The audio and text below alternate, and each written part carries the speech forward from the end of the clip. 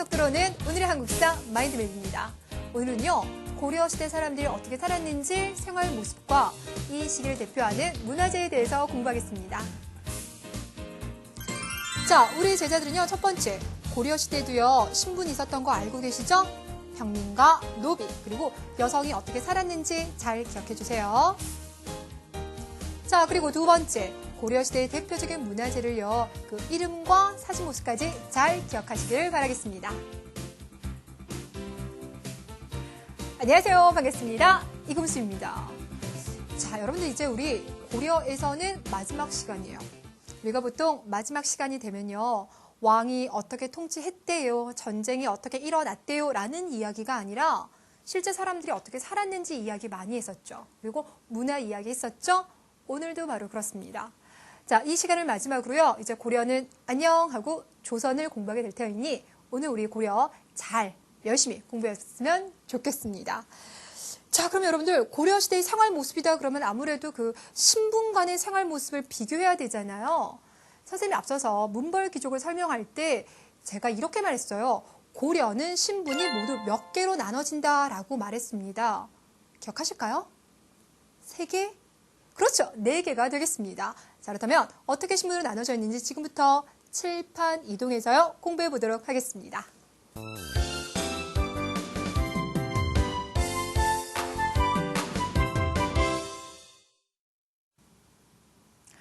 자, 우리 제자들은요, 교재 41페이지 피시고요, 따라오시면 됩니다. 자, 첫 번째 제목은요, 고려의 생활이라고 달아봅시다. 자, 생활은 아무래도 신분 이야기 안 할 수가 없다라고 말했었죠.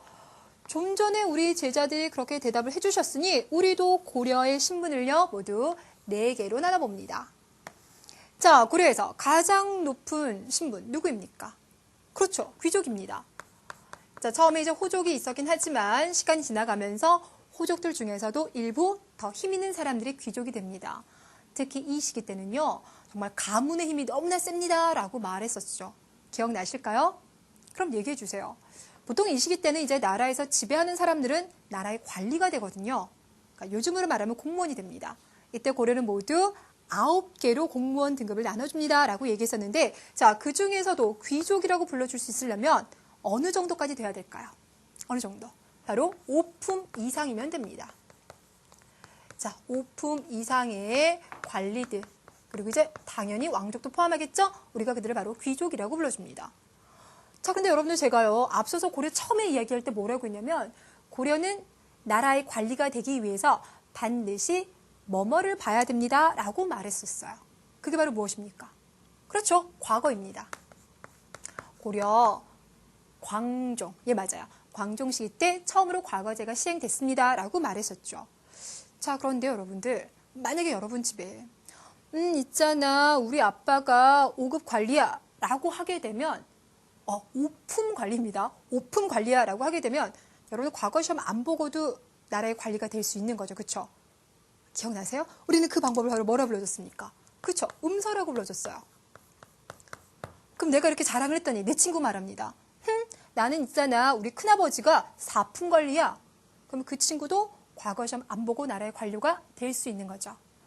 5품 이상의 관리들은 과거 시험 아니 보고도 그 집안의 사람을 관리로 등용시킬 수가 있었습니다. 되셨나요? 바로 이러한 음서의 혜택을 누렸던 사람, 그들이 바로 귀족입니다. 예, 물론 우리 제자들은요, 선생님, 그래서 귀족이요, 관직도 차지했으니까 땅도 많고요, 저 다 알아요 라고 할 것 같아요. 우리 제자들이 그걸 몰라서 제가 가르치는 건 아니고요, 정말 지금 똑똑해지고 있잖아요. 그래서 여러분이 알고 있는 내용에다 제가 조금 더 내용을 이제 덧붙여 드리겠습니다. 자, 두 번째 고려의 그러면 사람들은 누구일까? 이 부분은 여러분이 아직은 잘 모르실 것 같은데요. 자, 두 번째는 중류층이라고 말합니다. 미리 말하면 세 번째는 양인. 근데 보통 우리가 평민이라고 말하죠. 네 번째는 노비가 주류를 이루고 있고요. 그러니까 노비가 가장 많고요. 광대나 뱃사공도 포함됩니다. 이들은 우리가 천민이죠. 선생님, 이들에 대해서는 익숙한데요, 중류층은 잘 모르겠어요. 앞서서 관리 이야기 했었죠. 그렇죠?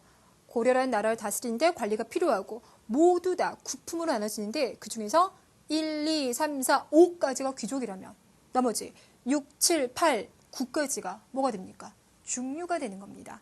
근데 여기서 6, 7, 8, 9를 쓰는 것이 아니라 뭐라고 표현하냐면요. 하급관리라고 우리가 이야기를 합니다.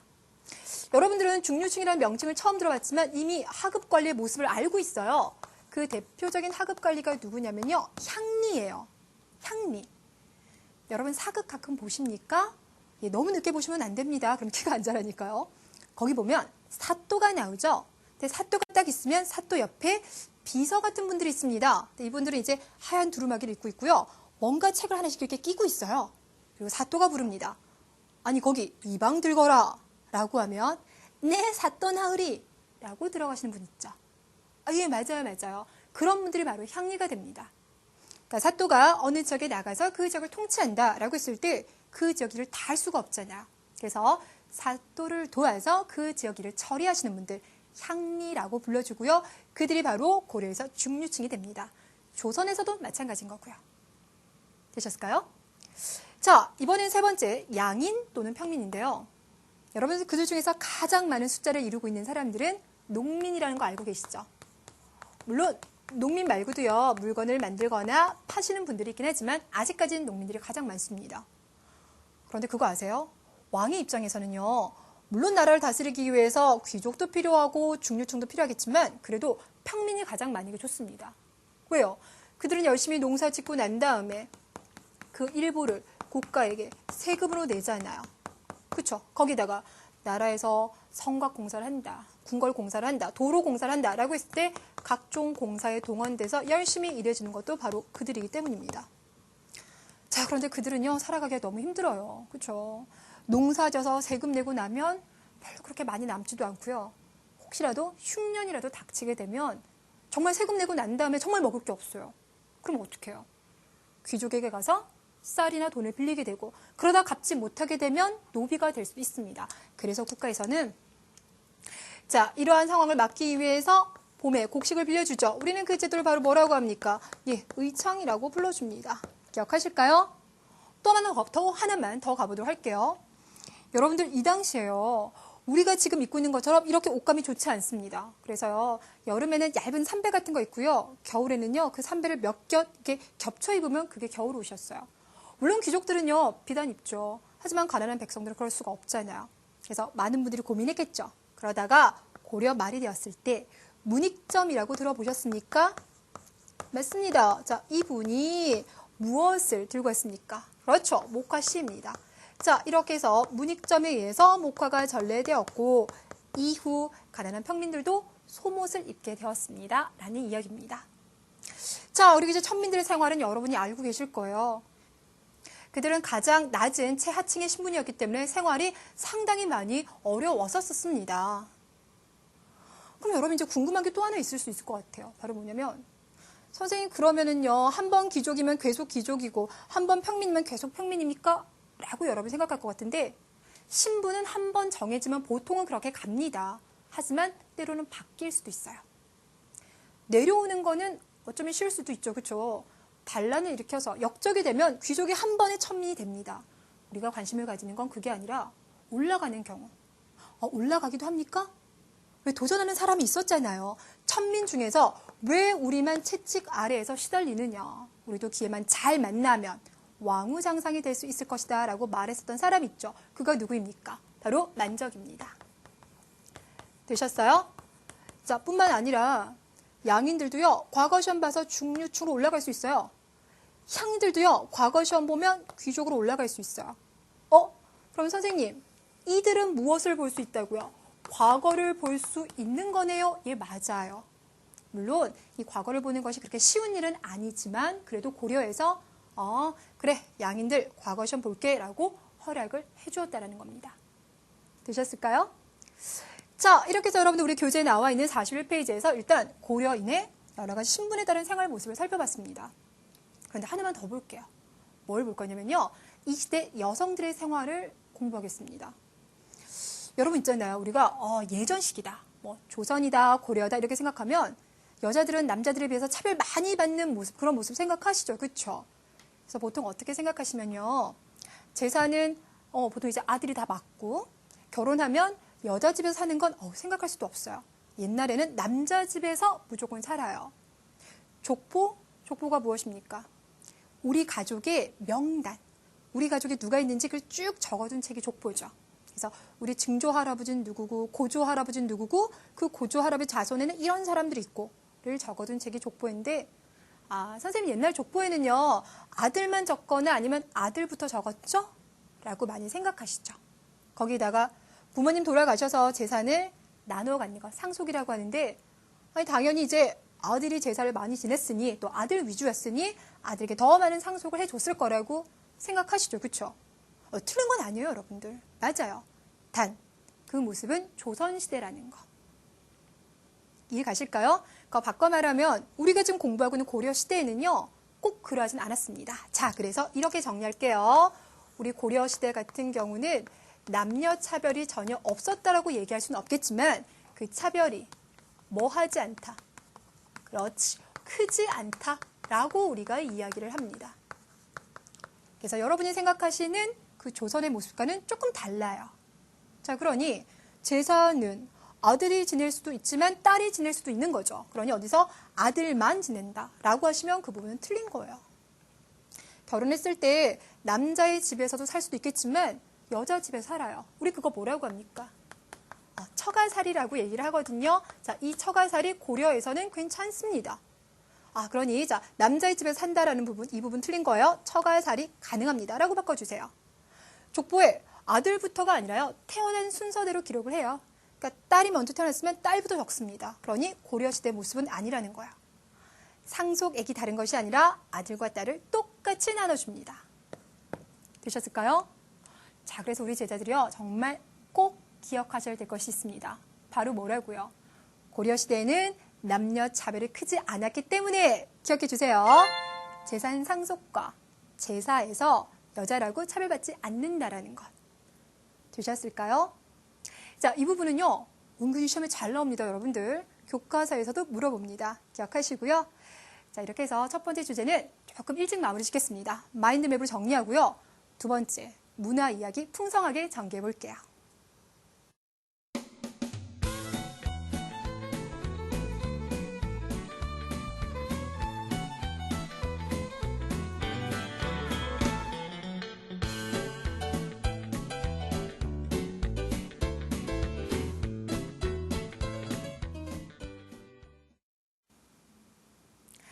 자, 이번에는 두 번째, 우리 고려의 문화에 대해서 공부합시다.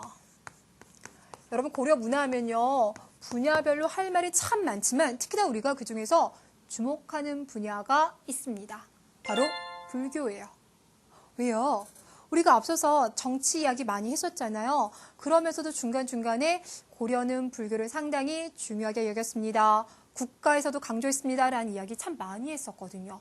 자, 그래서 문화 중에서 특히나 불교 문화 부분 조금 더 집중적으로 보겠습니다.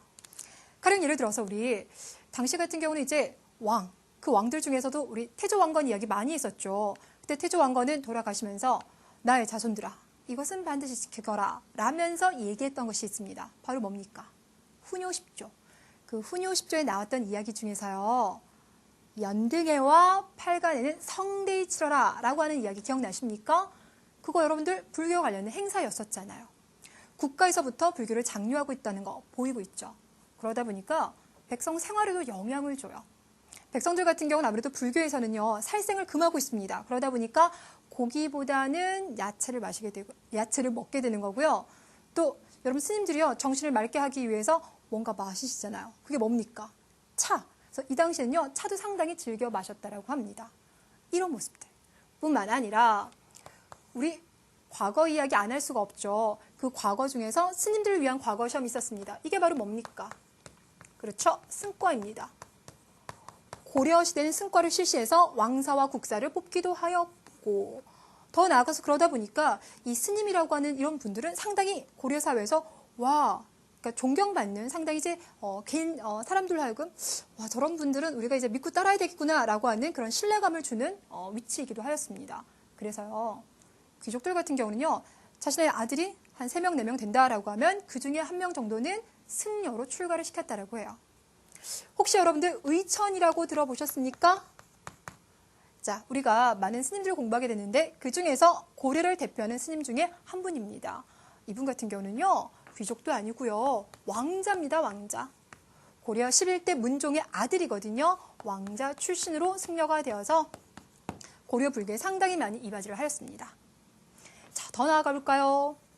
불교가 발달하게 되면 불교와 관련된 서적들, 책들도 많이 나오게 되겠죠.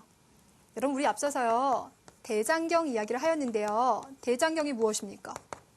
부처님 말씀을 종합 정리해 많이 담아준 책입니다. 그러니까 백과사전 같은 의미라고 보시면 되겠는데 그 당시에 대장경이 상당히 많이 제작이 됐어요. 우리 제자들은 그 중에서 확실하게 이거 하나는 알고 있을 것 같아요. 어떤 대장경? 그렇죠. 8만 대장경. 자, 그런데 여러분들 제가 앞서서요, 몽골의 침입 이야기하면서 초조 대장경 이야기했던 거 혹시 기억나실까요? 물론 그때 불타 없어졌어요. 하지만 그래도 고려시대 때 초조 대장경이 만들어진 것은 사실이죠. 그렇죠? 그게 맞아요. 거란의 침입을 격퇴하고 싶은 마음으로 초조 대장경을 만들었었고요. 자, 그리고 이것이 불타자 몽골의 침입을 격퇴하고 싶다 라면서 8만 대장경을 만들게 됩니다. 자, 이들은 여러분들 공통점이 하나 있습니다. 바로 뭐냐면요, 우리 앞서서 8만 대장경을 왜 8만이라고 붙여준다고 했습니까? 이건 여러분들 나무 있잖아요. 나무에다가 도장 파듯이 한자 한자 새겼다라고 했죠. 그때 그 나무판, 경판이라고 하는데 경판이 약 8만 여장에 이른다라고 해서 8만 대장경이라고 합니다. 초조 대장경도 마찬가지입니다. 이 둘의 공통점은요, 나무에다가 도장 파듯이 만든 겁니다. 그러니 목판, 인쇄술로 만들어졌구나라는 걸 알 수가 있겠죠. 그래서 우리 제자들이요, 8만 대장경이라면서 제가 사진 보여드렸잖아요. 그때 그 사진에는요, 8만 대장 경판들 있죠? 그 경판이 모여져 있던 곳을 제가 보여드린 겁니다. 자, 그럼 하나만 질문할게요. 우리 바로 앞 시간에 공부했는데요. 이 8만 대장경은 어디에서 만들었다고 그랬어요? 강화도에서. 그죠? 강화도에서 열심히 몽골과 싸웠으니까. 자, 그런데 지금은 어디냐면요, 저기 경상남도 합천에 가면 해인사라고 하는 절이 있습니다. 이곳에 보관돼 있어요. 자, 그런데 고려시대에는요, 대장경만 나온 건 아닙니다. 다른 책들도 나오는데요. 특히나 그 중에서 여러분이 꼭 기억하셔야 될 책이 있습니다. 자, 한번 따라 읽어주세요. 뭐라고요? 직지심체유절. 직지심체유절. 들어보셨나요? 우리가 보통 줄여서 직지라고 불러주는데요. 자, 이 책도 지금 나오게 되는데 비교를 살짝 해드린다면 직지심체유절은 책입니다, 여러분들. 책으로 나온 거고요. 8만 대장 경판은 나무판을 말하는 거예요. 그런데 여러분들 여기서는요, 이 제작 기법도 달라요. 이때는 이제 나무에다가 도장 파듯이 만들었지만 직지심체유절은 제가 사진 보여드릴 때 뭘로 만들었다고 했어요? 금속 활자. 그렇죠. 그러니까 선생님 이름을 쓴다고 하면 이자 따로, 금자 따로, 숫자 따로 두고 난 다음에 이렇게 배열해 두고 거기다 종이 두고 찍어내는 겁니다. 되셨어요? 자, 그런데 여러분은 이미 기억하고 계실 겁니다. 바로 뭐냐? 금속 활자로. 자, 금속 활자로 책을 찍어냈는데요. 이것이 세계에서 뭐하다? 가장 오래됐다. 그래서 세계 최초의 금속 활자본이라고 말합니다. 물론 그 전에요, 또 한 건 있었었어요. 하지만 지금은 전에 내려오지 않고 있기 때문에 지금 남아있는 것 중에서는 세계에서 가장 오래된. 그런데 안타깝습니다. 이렇게 세계에서 가장 오래된 금속 활자본이 우리 땅에 있다면 너무 좋겠죠. 그런데 이것이 조선 말에 저기 프랑스로 가게 됩니다. 자, 그래서 지금은 프랑스 국립도서관에 있어요. 아, 선생님, 그러면 이런 부분들 잘 구분해 두어야 되겠군요. 맞아요. 시험에서요, 특히나 이 8만 대장경과 직지심체유절이 워낙 중요하다 보니까 이들을 다루고 있는 문제가 많이 출제됐습니다. 자, 우리 제자들은요, 내용을 이해하는 거, 시험을 대비하는 거 동시에 함께 하고 있는 거죠. 그렇죠? 잘 비교해 두시길 바랄게요. 자, 이번엔 여러분들 사진을 함께 보면서 이야기 전개해 나가보도록 할게요. 자, 여러분이 지금 첫 번째 보고 있는 사진은요, 바로 8만 대장경이 보관되어 있는 해인사의 장경판전입니다. 여러분 지금 바로 눈앞에요, 뭔가 이게 나무 판들이 이렇게 빼곡하게 꽂혀져 있는 모습이 보이시죠? 그렇죠? 그게 모두 8만 여장에 이른다라고 해서 8만 대장경 아시겠죠? 여러분 생각해보면요, 이 8만 여장에 이르는 이 엄청나게 많은 경판들이 지금 고려시대부터 지금 현재까지 600년, 700년이 넘는 시간 동안 잘 보관되고 있습니다. 뒤틀리지도 않고요. 보관 상태가 너무나 좋은데요. 자, 그 이유가 궁금하지 않으세요? 여러분 화면 속에 있는 아래쪽을 한번 보시면은요. 거기 흙이 보이시죠? 그쵸? 근데 그 흙은요. 모래, 소금, 횟가루, 숯 이런 것들이 섞여져 있는데 이것이 자연적으로 습기를 제거해주는 역할을 하고 있다고 합니다. 자, 여기에다가 여러분들 장경판전이라고 하는 이 건물에 여러분들 그 문을 한번 봐주세요. 창문요. 자, 창문을 보니 윗창문은 규모가 좀 작죠. 아래창문은 규모가 큽니다. 근데 이 창문은 여러분 반대쪽에도 하나 더 있겠죠. 그쵸? 근데 반대쪽은 위쪽이 크고 아래쪽이 작습니다. 이렇게 크기를 다르게 해둔 이유는요. 우리 바람이 불 때요. 맞바람 치면 바람이 잘 부는 거 알고 계시죠? 공기순환이 잘 됩니다. 이때 창문 크기를 똑같이 해두는 것보다 위아래를 다르게 해두었을 때 그 순환 효과가 상당히 크대요. 결국 모래나 횟가루를 통해서 습기를 제거해주고 창문을 통해서 온도를 조절해줍니다. 그러하니 지금까지도 아주 좋은 상태로 보관이 될 수 있었다는 거죠. 그래서요. 팔만대장경도 중요하지만 이 팔만대장경을 보관하고 있는 이 장경판전도 정말 문화적으로 세계사적으로 너무나 중요하고 있기 때문에 혹시 여러분들 유네스코라고 들어보셨어요? 그 유네스코에서 이곳을 세계문화유산으로 지정해서 보호하고 있습니다. 자, 이번 여러분들 또 다른 사진을 보겠습니다. 이번 사진은요. 불상을 볼 텐데요. 여러분 지금 보고 있는 불상 모습. 아, 선생님 조금 커 보입니다. 예, 맞아요. 이 불상은 높이만 하더라도 약 17m. 지금 얼굴만 하더라도 약 3m 이를 정도로 정말 거대해요. 우리가 앞서서 여러분들 논산 관촉사에 있는 석조미륵보살입상. 이름이 조금 길죠, 그쵸? 석조미륵보살입상. 그것도 상당히 규모가 컸었는데 이 또한 마찬가지입니다. 거기다가 지금 표정을 보고요, 모습을 보니 우리가 이제 그 통일신라 시대 때 봤었던 석굴암의 본존 불상과는 모습이 좀 다르죠. 우리는 이 모습을 개성있다라고 이야기를 하였습니다. 지금 여러분들 이름이 조금 많이 어려울 것 같은데요. 파주, 용미리, 마의 이불입상. 무슨 말이냐면요. 파주, 용미리에 있는 입상이라고 하면요. 부처님이 지금 서 있는 겁니다. 마에는 절벽에 새겨둔 부처님의 모습을 말하고요. 이불, 두 분이 지금 서 있다라는 뜻입니다. 자, 이번 여러분들 탑의 모습을 좀 보겠습니다. 지금 여러분이 보시고 있는 이 탑은요. 월정사라고 하는 절에 있는 팔각 9층 탑이 되겠습니다. 자, 당연히 돌로 만들어졌으니까 9층 석탑이라고 불러주겠죠. 그쵸? 우리가 앞서서 또 통일신라 이야기 안 할 수가 없어요. 통일신라 시대에는요. 사각이었습니다. 근데 이번에는 팔각이 나왔죠. 또 예전엔 보통 3층이 많았는데 이번에는 9층입니다. 자, 그러니 모습이라든지 높이에서도 상당히 독특하고요. 우리 제자들, 여러분들 탑에서 가장 위쪽을 한번 봐주세요. 위쪽을 보니까요. 뭔가 달려있죠. 그쵸? 바로 뭐냐면요. 종 같은 겁니다. 아주 작은 종 같은 이런 장식물이 달려져 있는데요. 바람이 불면 그 소리가 참 아름답습니다. 여러분께서는요. 고려시대 많은 석탑 중에서도 특히나 월정사에 있는 이 팔각 9층 석탑이랑 지난번에 보셨던 경천사지 10층 석탑 기억나실까요? 그 두 모습을 기억하시면 너무나 좋겠습니다. 자, 이번에는 우리가 뭘 볼 거냐면요. 건물을 하나 보겠습니다. 자, 고려시대부터 남아있는 건물. 또 생각을 해보면 그때부터 건물이 남아있다면 적어도 나이가 600살은 넘었다는 거예요. 그렇죠? 정말 오랫동안 지금 잘 견디고 있는 건물들이라서 우리나라에 그렇게 많지는 않아요. 한 10군데 정도 있는데요. 그중에 지금 여러분이 보시는 건요. 영주에 가시면 부석사란 절이 있고요. 그곳에 있는 무량수전. 전이라고 하면 건물, 전각을 말하고 있습니다. 자, 무량수전인데요. 여러분들, 보통 우리가 이 무량수전을 보면 정말 아름답다고 얘기하는데요. 여러분이 봤을 때 어떤 모습이 아름답습니까? 여러분 사진 속에 보이는 무량수전의 처마 끝을 한번 봐주세요. 처마 끝이요. 뭔가 이렇게 버선 끝이 살짝 올라가는 것처럼 아니면 하계의 날개처럼 그 올라간 모습이 너무 예쁘지 않아요? 나무로 만들어졌어요. 물론 잘 깎아서 만들 수도 있겠지만 건물의 규모상 그 모습을 이렇게 끝에 살짝 올리기가 참 쉽지 않았을 텐데 그 처마 끝의 모습이 너무나 아름답고요. 또 기둥을 보시면요. 우리 아빠 배 같아요. 살짝 나와 있죠. 그렇죠? 위에는 약간 얇고 가운데는 살짝 불룩하고 다시 밑으로는 얇아지는 배울림 기둥이라고 하는데요. 그 모습 또한 아주 유명합니다. 자, 마지막으로 여러분께 보여드릴 사진은요, 바로 청자입니다.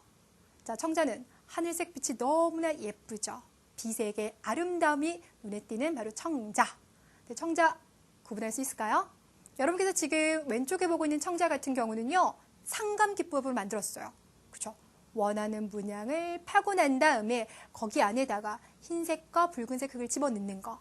반면 오른쪽에 있는 것은 원하는 모양들을 아예 다 파냈죠. 우리가 투각 기법이라고 불러줍니다. 자, 이렇게 여러분께서 쭉 보신 이 사진들, 고려시대를 정말 대표할 만한 정말 아름다운 문화재였어요. 자, 이렇게 우리가 다양한 불교 문화와 아름다운 문화재를 봤다면요, 우리 여기다가 하나만 더 해보도록 하겠습니다. 바로 뭐냐면요, 고려시대에서도요, 과학기술이 발달했었어요.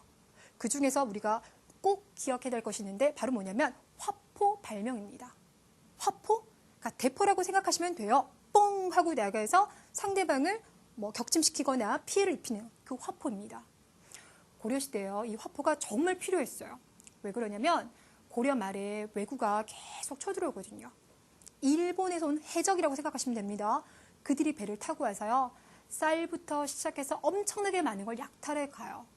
그럼 우리가 그들 접근하지 못하게 화포를 써줘야 되는데 우린 그런 기술이 없었습니다. 그런데 포기하지 않고 끝까지 화포 제작에 노력을 기울인 사람이 있는데 그분이 바로 누구냐? 최무선입니다. 자, 그래서 이 최무선의 화포 제작은 약 20여 년간에 걸친 그의 노력으로 만들어졌고, 실제 전투에서요, 진포대첩이라고 있는데요, 그곳에서 외우진 않으셔도 돼요. 진포대첩이라고 있는데 그곳에 이제 외선들이, 일본의 배가 한 500척이 딱 정박돼 있었는데 화포를 통해서 500척을 다 위에 격침을 시켜버렸습니다. 그만큼 큰 성과를 거두었다는 거. 그래서 여러분들 여담인데요, 우리 나라에서요, 여러 가지 과학기술 발달하면 많은 분들에게 상을 주잖아요. 그렇죠? 그 중에서 이런 화학기술 쪽에서 좀 큰 혁신을 일으켜냈다라고 하면 그분들에게 주는 상 이름이 뭔지 아세요? 최무선상이에요. 이름이 그러합니다. 우리 제자들 중에서 과학기술을 꿈꾸는 제자들은요, 바로 그러한 상에도 도전해 보시면 괜찮겠죠. 자, 이렇게 해서 여러분들 우리 전체 고려 두 번째 주제를 마무리할게요. 선생님이 정말 이야기 많이 했어요. 그렇죠? 예, 많이 했습니다. 그 중에서 우리 제자들이 꼭 두 가지를 기억해 주신다 라고 한다면 아무래도 첫 번째, 불교 이야기 하지 않을 수가 없겠죠? 자, 불교 보겠습니다. 불교에서도 어떤 거요? 팔만대장경을 기억해 주세요. 팔만대장경은 지금 해인사에 보관되어 있는 대표적인 목판 인쇄술의 결과물. 두 번째, 직지심체요절. 직지심체요절은 여러분들 우리 목판으로 만든 거 아니에요? 그렇죠? 금속 활자본입니다. 그래서 금속 인쇄술의 발달을 엿볼 수가 있다는 거. 그리고 이제 마지막으로 간다면 다양한 불상과 불탑, 아주 개성 있는 모습이 있었다는 거 기억시켜 주세요. 자, 이렇게 해서 여러분들 오늘 설명은요, 여기서 마무리 짓겠고요. 우리 마인드맵으로 한번 정리합시다. 그리고 난 다음에 문제부터 풀어볼게요.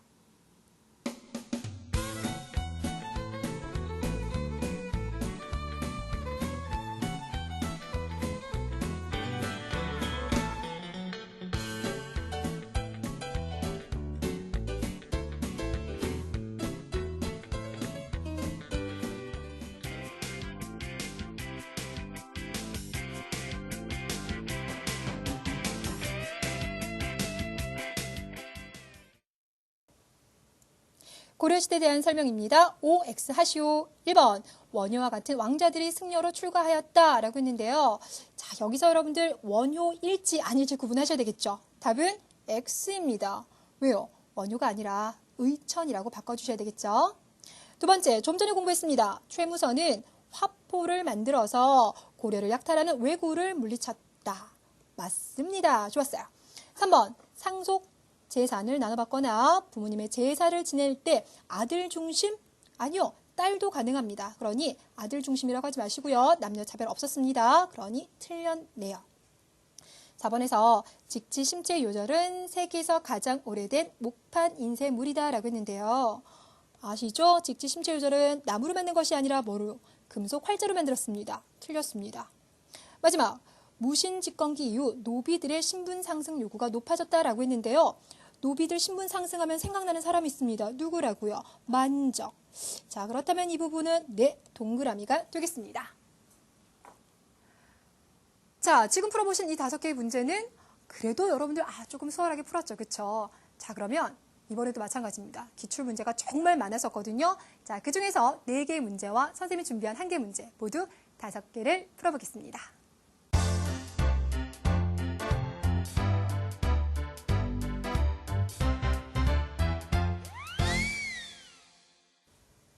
자, 먼저 여러분들 9회에 나왔던 11번 문제 보겠습니다. 다음 중 고려사회 모습으로 옳지 않은 것, 틀린 것을 고르는 겁니다. 여러분들.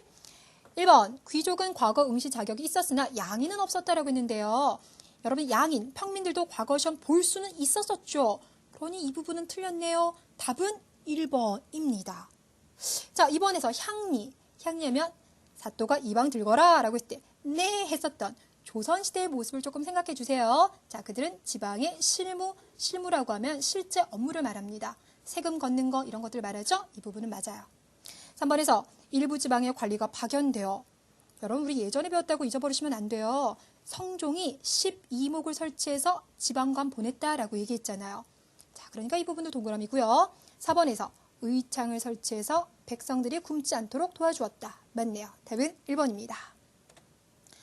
자, 이번에는요. 14회 10번 문제 볼게요. 다음 축전에 제시된 문화재에 대한 설명으로 옳은 것은 이라고 했습니다. 자, 봤더니 여기 보니까 팔만대장경이 보이고 있고요. 아까 우리가 보았던 사진이죠. 그쵸? 1번 송강사 아닌 거 알고 있습니다. 그렇죠? 해인사. 2번 석탑을 보수하는 과정? 석탑에서 나왔대요. 세계에서 가장 오래된 목판 인쇄술. 여러분들 무구정강 대다란이경 기억나실까요? 우리 불국사 3층 석탑에서 나왔었던 무구정강 대다란이경입니다. 그래서 2번과 3번은 답이 안 돼요. 4번에서 부처의 힘으로 여기서 말하는 외적은 누구를 말합니까? 몽골을 말하겠죠? 답은 4번입니다. 자, 여러분께서 문제를 보시니까요. 와, 시대를 연결하는 문제들이 상당히 많이 나온다는 거 알고 계시겠죠? 자, 이번에는요. 우리 10회에 나왔던 9번 문제 밑줄 친 내용과 관련된 설명으로 옳지 않은 것 문제 볼게요. 자, 직지심체 요절이 무엇인가요? 라고 물어봤더니 부처님 말씀에 관한 책이다. 이 책을 만든 나라는 불교와 관련된 문화재를 많이 남겼다. 이 나라에는 불교가 발전했기 때문이지라고 합니다. 먼저 1번. 황룡사를 짓고 국가의 번영을 빌었다라고 했는데요. 황룡사, 거기에 구축목탑. 아까 몽골의 침입으로 불탔습니다. 라고 얘기하면서 신라시대 때 만들었다고 다시 한번 반복했었는데요. 답은 그래서 1번이에요. 오늘은 1번이 답이 좀 많네요. 자, 2번. 승려들은 왕실의 고문 역할을 하기도 하였다. 고문이라고 하는 것은 왕에게 이러했으면 좋겠습니다. 라고 조언을 할 수 있는 거야. 3번. 팔만대장경을 만들어 나라를 지키려고 하였다. 부처님이 도와줄 거라고 생각을 하는 거죠. 그쵸? 자, 4번. 의청과 같이 왕자이면서 승려가 된 경우도 있었다. 1번인 거 확실합니다. 자, 이번에는요. 11회 13번 문제. 다음 과제의 댓글로 옳지 않은 것은? 봤더니 고려시대 여성의 삶에 대한 조사 내용을 댓글로 달아주세요 라고 했습니다. 1번. 여성은 재혼이 가능했어요 라고 했는데 여러분들 방송도 다시 하면 재방송, 통일도 2번째 하면 재통일, 결혼을 2번 하면 재혼이 되는 거죠. 그렇죠? 부부가 살다 보면 남편이 먼저 사망하는 경우가 있습니다. 자, 그러면 여러분들 이런 부분은 우리가 앞서 배웠던 내용으로 충분히 여러분이 추론해 주실 수 있을 것 같은데요. 고려시대는 남녀 간의 차별이 크지 않았다라고 말했죠. 자, 그러니 남편이 먼저 죽은 뒤 여자가 재혼하는 거 가능했을 것 같죠. 그렇죠? 자, 이 부분은 맞습니다. 자, 아들과 딸이 재산을 고르게 상속받았어요. 이 부분도 맞죠. 3번에서 딸은 제사를 지낼 수가 없었어요. 틀렸네요. 결혼한 뒤에도 오랫동안 남편과 함께 친정에서 살았어요. 친정에서 살면 처가살이가 가능하다라고 말했습니다. 답은 그러니까 3번이 됩니다. 자, 이번에는요. 제가 우리 앞서 보여줬던 사진 자료 중에서 하나를 가져왔는데요. 관촉사 석조 미륵보살 입상. 우리 지난번 사진 특강에서 봤던 거죠. 그렇죠? 자, 이를 보고 가장 잘 설명한 것은? 이라고 문제를 내봤습니다. 보기 보겠습니다. 일단 이럴 땐 여러분께서 보기를 먼저 보시는 것도 괜찮지만요. 사진을 한번 봐주세요. 모습을 통해서 거대하기도 하고 우리가 통일신라 시대 때 봤었던 그 부처의 모습과 조금 구분되는구나. 개성 있다라고 생각하시면 됩니다. 자, 1번. 고구려 아니에요. 고려입니다. 예, 틀렸고요. 힘찬 기상이라고 하면 우리 예전 고구려에서 봤었던 여러 수렵도 모습을 생각하시면 됩니다. 두 번째, 불상을 만든 지역의 향토적 특색, 각 지역의 특색, 그러니까 독특하다라는 거 알 수 있죠. 답은 몇 번? 그렇죠. 2번이 되겠습니다. 3번에서 신라에 비해 안정감과 조화와 균형미가 뛰어나다라고 얘기했는데요. 여러분 보시면 지금 얼굴이 좀 너무 크죠? 그렇죠? 특히나 이 윗부분도 많이 크고요. 얼굴도 역삼각형의 모습입니다. 이런 부분에서 우리가 조화, 균형미 말하기는 조금 어려울 것 같아요. 대신에 통일신라시대 때 나왔었던 석굴암의 본존불상을 생각해 주시면 돼요. 자, 4번에서요. 신라가 삼국 통일한 뒤 고구려와 백제의 기술을 받아들여서 만들었대라고 하는 거. 이 부분 우리 앞서서 공부했었던 바로 뭐가 되겠습니까? 그렇죠. 불국사에 있는 3층 석탑의 모습이 되겠습니다. 자, 그러면 여러분들 문제 다 마무리 지었으니 기출문제 다시 한번 우리 포인트 한번 잡아보고요. 마무리 인사해보도록 할게요. 자, 먼저 첫 번째, 의창, 여성들의 생활 모습 등 전반적으로 고려시대 때 어떻게 살았는지에 대해서 묻는 문제 잘 출제가 될 겁니다. 자, 두 번째, 팔만대장경이다. 직지심체 요절이다. 고려 청자다. 고려시대의 대표적인 문화재 있죠. 그 특징을 사진과 함께 잘 기억하시기를 바라겠습니다. 자, 이렇게 해서 우리 연속 6시간을 달려왔습니다. 고려시대 설명을 이제 마무리를 하겠고요. 다음 시대부터는 조선입니다. 조선은 우리 제자들에게 조금 익숙할 수도 있겠는데요. 그만큼 공부할 내용도 상당히 많이 있습니다.